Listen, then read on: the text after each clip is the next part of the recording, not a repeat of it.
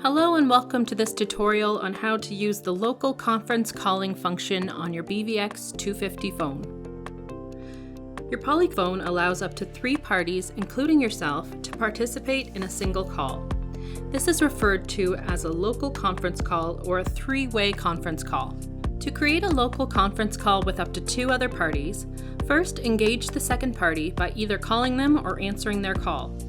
To contact the third party for the conference call, press the More function key, then press Conference. This will automatically place the active call on hold and you will hear a dial tone. Dial the number of the third party you wish to add to the call and press the Send function key. Once the third party answers the call, press the More function key and then press Conference. All 3 parties are now joined in the conference call.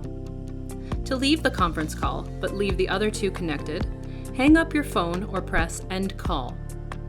To end the conference call for all parties, press the Split function key. Press End Call for each of the lines that you want to disconnect. To place an active conference call on hold, press the Hold key. The other parties will hear your music on hold recording.